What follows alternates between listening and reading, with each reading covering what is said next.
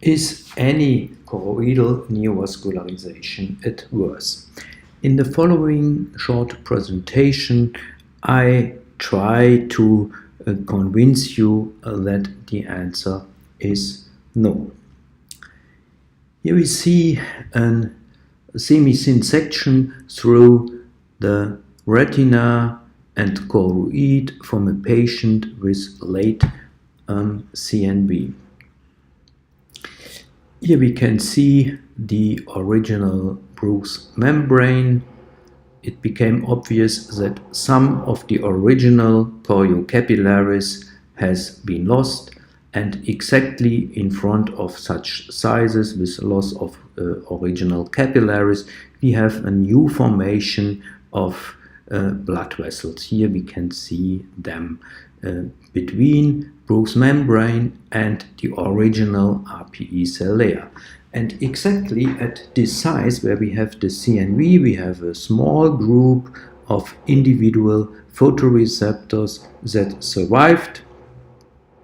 We have some inner segments, we have a real subretinal space. Close to this we have an other size here with an healthy appearing blood vessels filled with red blood cells, and also here exactly close to this size we have surviving RPE cells and a group of photoreceptor cells with the outer limiting membrane, inner segments, and a real subretinal space.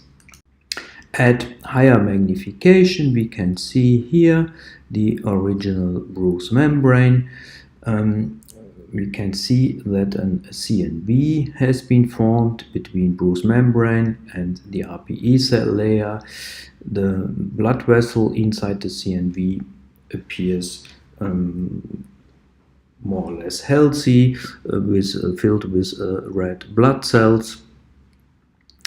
And exactly where this CNV has been formed, we have surviving RPE cells and also some surviving photoreceptor cells here with the outer nuclear membrane with some inner segments and with a real subretinal space.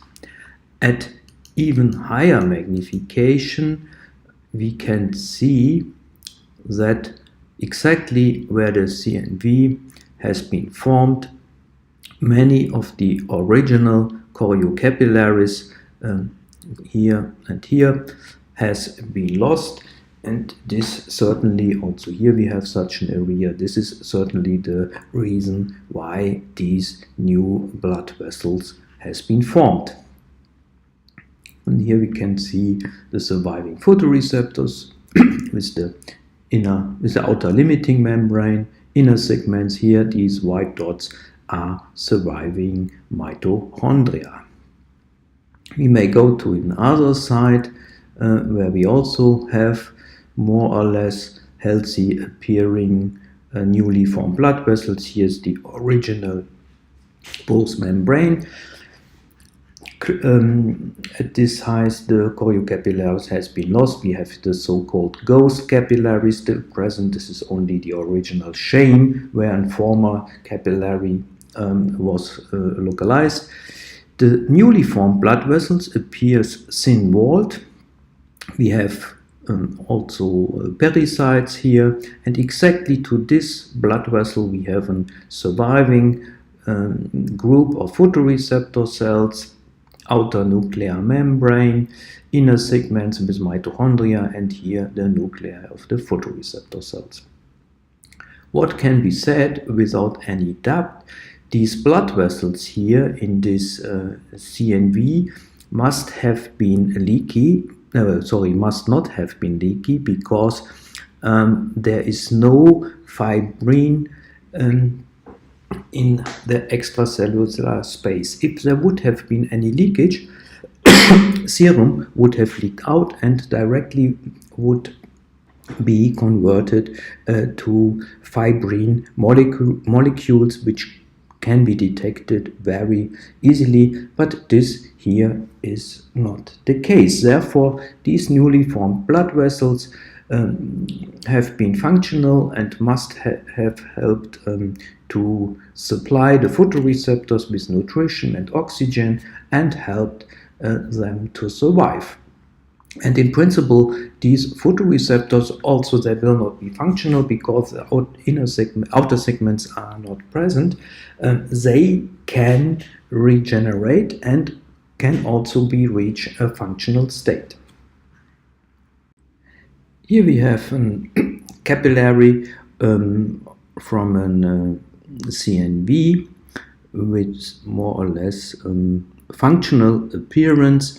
The endothelial cells are more or less thin-walled.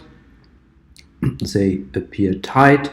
There is no evidence of any leakage because fibrin formation is not in the extracellular space. There are only some collagen and elastin fibers. We have also a small normal appearing basement membrane of these endothelial cells and only very few fenestrae. Here we have 1, 2, 3, 4 fenestrae.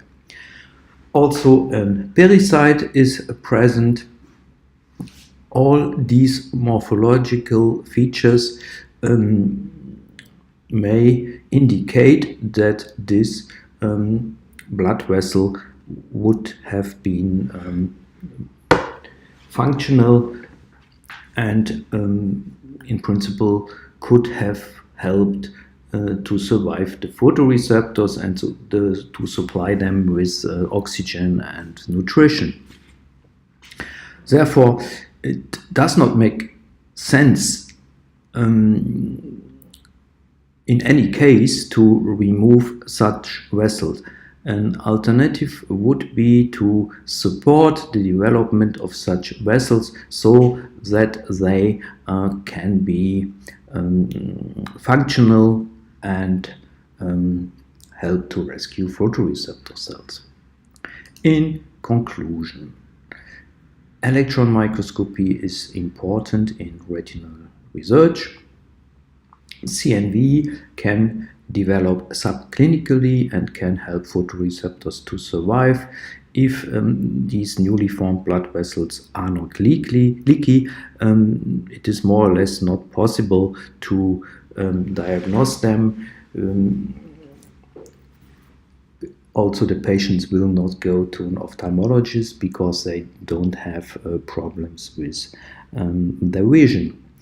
The conditions for angiogenesis could be therapeutically improved in order to generate functioning vessels as an alternative to inhibition of vessel growth or removing them. Nevertheless, further research is necessary. Thank you very much for attention.